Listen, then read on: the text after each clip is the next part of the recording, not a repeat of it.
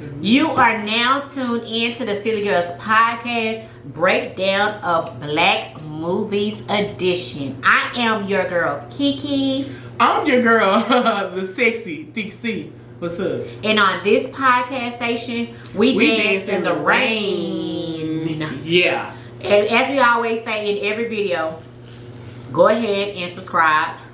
Like this video before you even watch it. You can comment as you watch it. And share it to other people so they can follow and subscribe. Ring the bell so you can be notified when we post our videos. Also go and follow us on our social media platforms under Silly Girls Podcast. And you can find us on our podcast platforms under Silly Girls Podcast as well. Bloop, bloop. Now, I don't know if y'all probably don't know, but we know we love throwback Black movies, because as you know, this day and age, they ain't really putting no good Black movies out, so you have to go back to all the old school Black movies that we grew up on. And today, we decided to break down one of our favorite movies, A Thin Line Between Love and Hate, with my favorite comedian slash actor slash boo thing, Martin Lawrence. Yay! So as you see when you clicked on the title, you see that we're doing a breakdown of A Thin Line Between Love and Hate. Me and Kiki are always talking about when, we watch movies as a kid versus watching them now as an adult. In the lens, of an adult, you look at stuff totally different, Absolutely. And because, Thin Line Between Love and Hate, came back up, we was like, we're going to actually start breaking down, certain movies, throwback movies now with our mindset now. So you're going to see different movies that we're going to start posting of, movies, just, breaking them down. So, want me to start? Well, let me just say, I'm super hype about this movie because it has my boy Bobby Brown in it. Woo!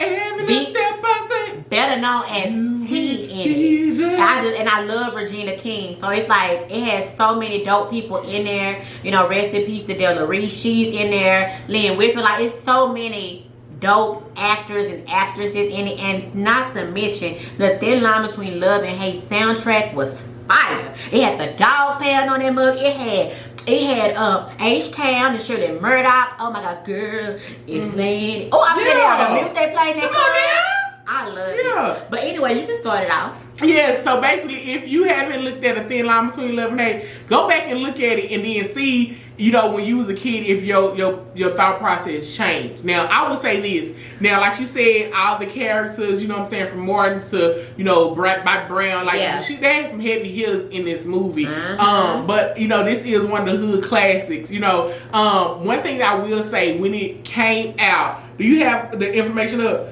Yeah. What year did it come out? This movie came out in 1996. 1996. I think I was in probably middle school. I'm trying to think. I was 14. I think I probably was in middle school. Because I was like a freshman in high school, kind of sophomore-ish. You was in middle school. Probably middle school. You know what I'm saying? So, what I'm saying, when they first came out and it, I had the mindset of a middle school, girl. With that mindset, I was like, Lynn Whitfield, I was like, she crazy. Why did she do, Martin and Regina King? I'm going to say their real name because I forget their character name. But she got y'all with the character name. But however, I was like, Lynn Whitfield is crazy. Why she doing Martin like that? But then, looking at it today, in this mindset, a grown woman who actually went through, some stuff that Lynn Whitfield went through, I was like, you know what? Martin, you was toxic. You was wrong as hell, Martin. She told you, She stood up and she told you that she wasn't, ready for a relationship. And if you come, you got to come correct and all that stuff. She gave you warnings and you kept pursuing her. Yeah. Like you really wanted something real, homie. Like you really wanted something real. You feel me? And you got her. You did all of that, trying to court her and doing all that, trying to persuade her to be with you. And you got with her. And what you do? You juggled her heart and then just, threw them hoes like some dice. So again, at this mindset that I'm in right now, my brothers. You know what I'm saying? Like, nigga, you was wrong. Lynn Whitfield, you should have did what you did, home girl. Really, to be honest, you should have went off even worse. You feel me?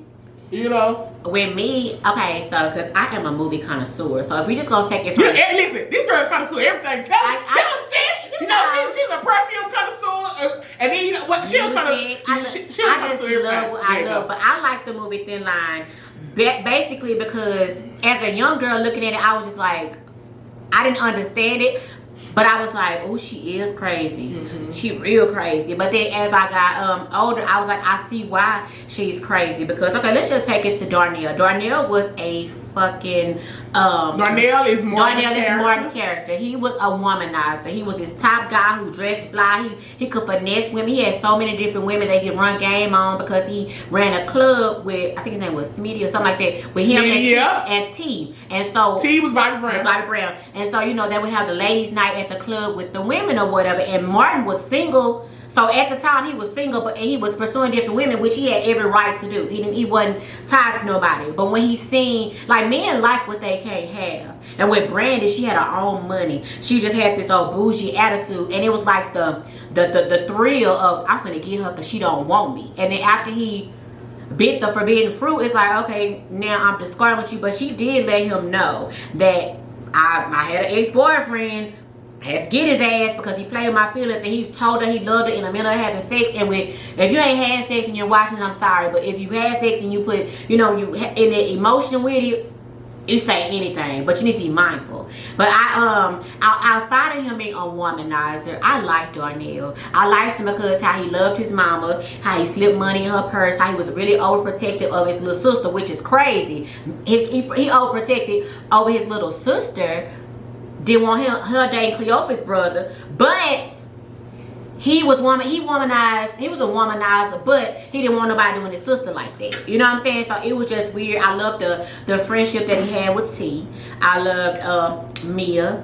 You can't go wrong with Regina. You know, I always had that woman you grow up that you be in love with that got away, that you could never be with. She was in the Air Force or something like that, or whatever. She would come home, but you could, at the sound of her name, his whole demeanor would change. But with Brandi, it was like she's a bad. She got it together. You know, I like her, but I think in the midst of it all, he was feeling Brandi, but then Mia came back into town, and it threw him off. I really feel like if Mia hadn't came back into town, he probably would still been fucking with Brandi. But when Mia came into town, it's like, Brandi who?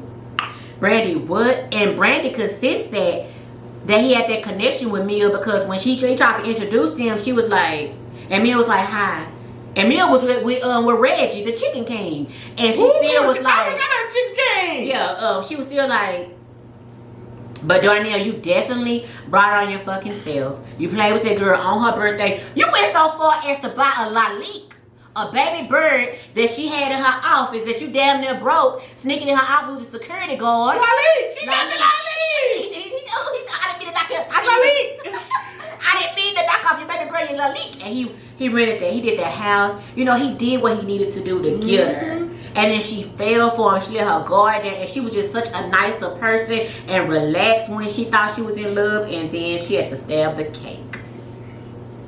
And see, y'all wonder why, you know what I'm saying, Brandi was the way she, you know what I'm saying, was. Yeah. It was because of y'all niggas, you know what I'm saying, her ex did, you know what I'm saying, like that, then, you know what I'm saying, she had them guards up for a fucking reason. Yeah. You feel what I'm saying? And then, not only to let a nigga in to do the same, you know what I'm saying, probably even worse than what the fuck the other one did, you know what I'm saying? So it's like, y'all want to be like, man, she's so cold and all this other stuff. She, you know what I'm saying, she a man, he man, woman hater, whatever the fuck, you know what I'm saying? Like, nah, nigga, it's a reason for that, because again, when we see that y'all are full of bull crap, you know, it's like, nah, so Brandi, you know what I'm saying, she was about her business. She had already had, you know what I'm saying, like, you know, whatever the fuck that was going on with her ex, y'all, you know what I'm saying? So, again, she was about her business. She was top, whatever the fuck she was doing. She had a nice ass house. She had a fucking driver. She had a business. You know what I'm saying? Like, she had a driver with the limo or whatever, you know what I'm saying?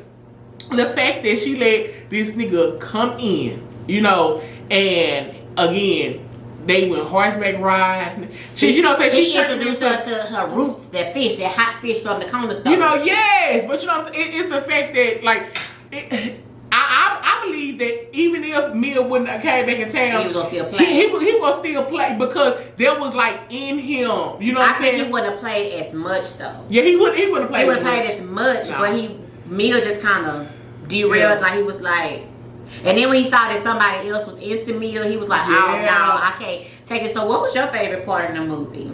My favorite part of the movie was when, you know what, when he came out.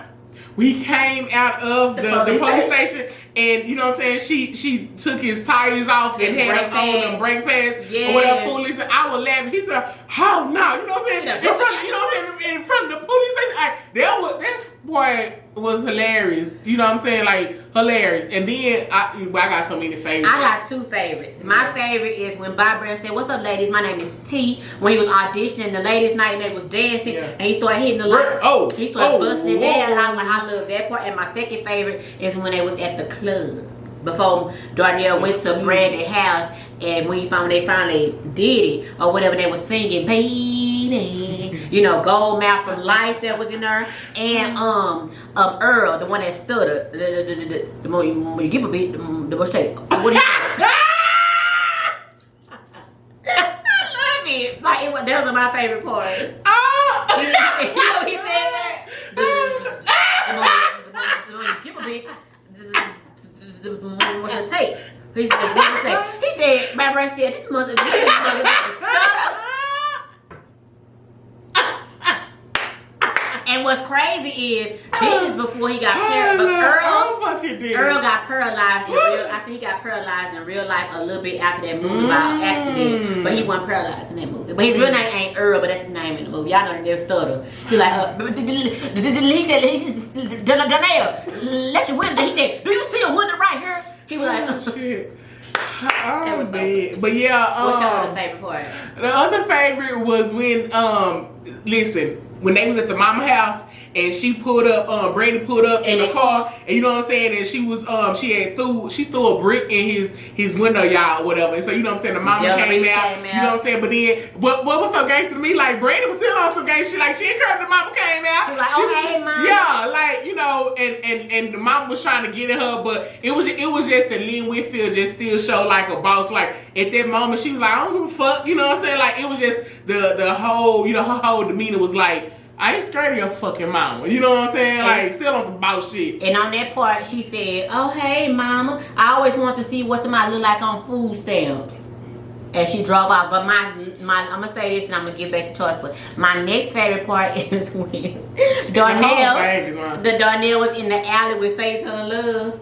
And it was Face on Love was in the movie? Yeah, when he was selling the clothes. Bitch, I forgot. And then he was like, if you give me, like they was trying to trade some, and he was like, well, if you give me these like them silk shirts, he was like, I'll give you like somebody number. He said, who you want? And he said the girl name, and he looked at her. He said, did you fuck her? He was like, he said, but she said my dick though. And he was like, but that's my pass. He was like, but that's my pass. And so he passed the number to her. But yeah, I gotta go back and watch it myself, bitch. I don't remember that part. In the alley when Martin was getting them, you know, he liked them silk shirts. And so he was like, I don't remember that part. Yeah, oh Lord. Face and Love. Girl, I don't remember that part. But yeah, as far as, you know, the whole premise of it is that, you know what I'm saying, like Martin actually falls in love, you know what I'm saying, he's in love with his like childhood friend, you know what I'm saying, friend or whatever, and you know, and trying to pursue her, while not only, you know what I'm saying, at the end of the day, like you went for, you know what I'm saying, a woman, you know what I'm saying, that you saw that she was a boss, big, you know, girl that's doing whatever, you know what I'm saying, but however, you know, it's just going through something like, I think if we were still kids, we probably would still feel the same way, but actually, you know, as a woman, you know what I'm saying, who have went through, you know what I'm saying, men like full of bull crap, you know what I'm saying, the plan, you like, no. Because he could have easily left her alone, but you disturbed her life, and she told you this is what I've been through. And you knew that your intention at that your goal was to have sex with her. You didn't think that it would turn that way, but you always have to keep in mind that if somebody's telling you this is what happened to me, everybody don't get away and get that grace. You're gonna be the one that tip them out and make them go crazy. So I just feel like Darnell, in the midst of Darnell he still had his player ways. And with those player ways, he just wanted to, that was just another check on his list to get, you know what I'm saying, like to prove that he can pull her. And he didn't think that it would go to the extent to where, because he hesitated when he said, I love you. And he knew in his first mindset, don't tell her that, because the way she looked at him. And then she cried, and he should have knew then. But men don't think like, they don't think with this head, they think with that head. And so everything that she did, he deserved. Now, Mia didn't deserve that because they had nothing to do with her. But in the midst of when you mad at somebody, everybody can get it. Your mama, your sister, your girl you in love with. That's why it's so important about, you know what I'm saying, you don't know who you're attaching yourself with. Like, Peaches didn't like Darnell. That was Mia's cousin. Peaches Darnell. She was like, I like Peaches. Peaches was like, no. Because she knew he was a dog. But she I think she called him a dog or something. Like, she knew he was a damn dog. And when Debo was in there, he was like, I'm a baby. And then Martin and T jumped him. That's why I love that they was friends. They're like, you fight my friend, I'm gonna fight you, goddamn. He was too damn drunk. And you listen, one thing that y'all probably didn't know, listen, now y'all have Bobby Brown, you know what I'm saying, and y'all have Martin. If y'all look through that whole movie, they was high as fuck. High as fuck. Listen, I have never seen, if you look at Martin, go back and when y'all, I want y'all to pay attention to Martin's face and eyes the whole fucking movie. They was high as fuck. Every fuck I can know in the back of them trailers that they was just smoking weed all the time. Like his eyes was so fucking like I was like this is not Martin. When Bobby Brown was singing and it was at the bar and boy started stuttering, he was like, baby, he was high as I promise you, I was like, God damn, like, you know, especially like it was something when Martin was in her kitchen when she broke and I was like, broke in his house and Brandi get your bacon biscuit. Yeah. That nigga eyes was so fucking, I was like, wow. You put your hands on the wrong woman. Okay, I'm sorry. sorry. Wrong woman. I'm sorry. But yeah, they were hot. But you know that Martin had started taking medication. So his medication would make him look like, even if he wasn't on weed, he was high off his meds. Because even if you watch Martin episodes, like toward the last season, he had started being on medication. And he always, like before the first season of Martin, he didn't look high. He was high off of life. But toward the last,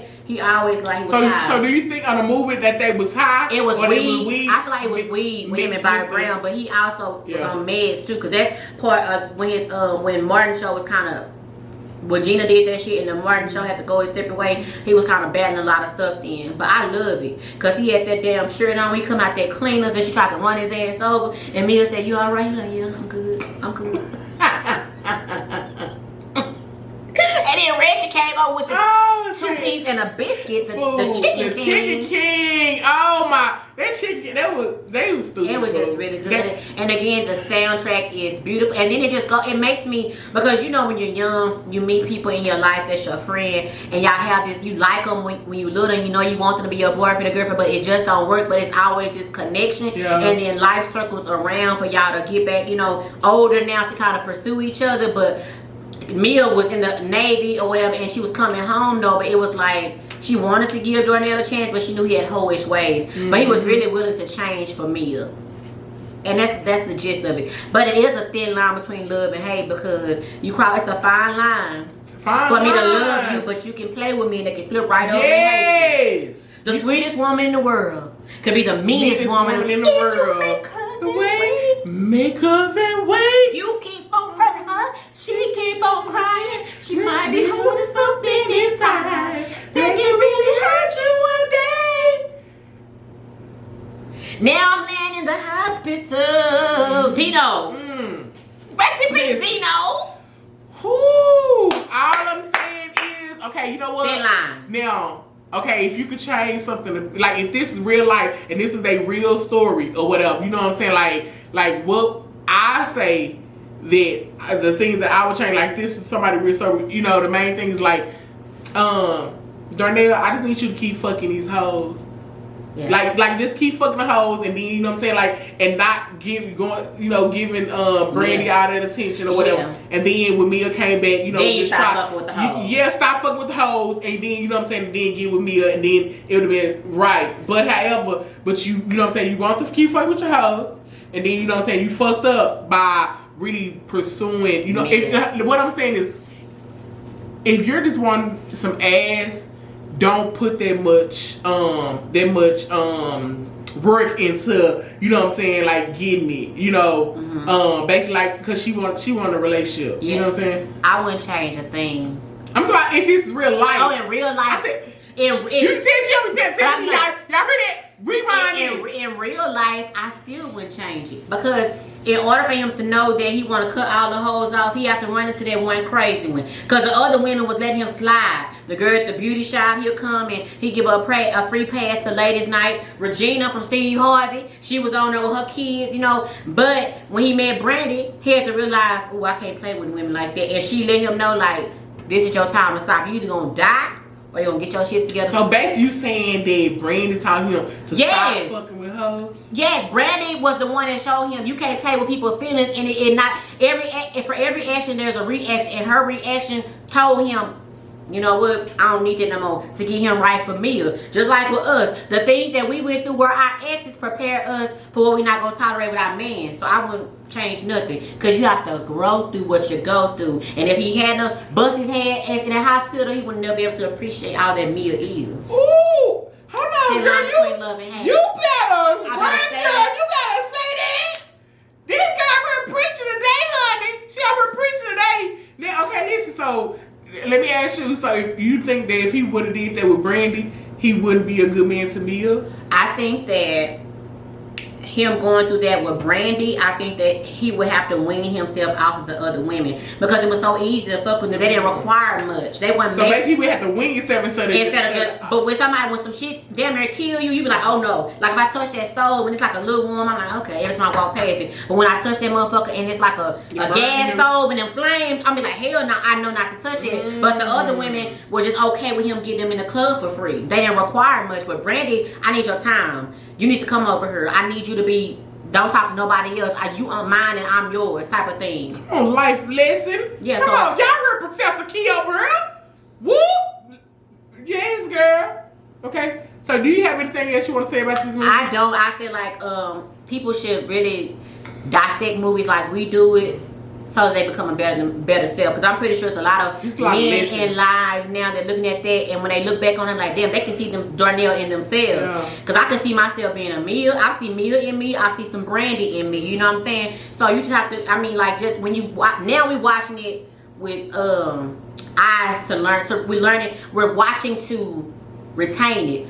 When we were little watching it, we were just... It's also experience that we, you know what I'm saying, we have now of watching it. You know what I'm saying? Yeah. Because back then when you was a kid, you ain't go through you don't go through none of that. You know what I'm saying? You ain't really you had no experiences of a Brandi or of Amelia. I say of Amelia. You know what I'm saying? Amelia.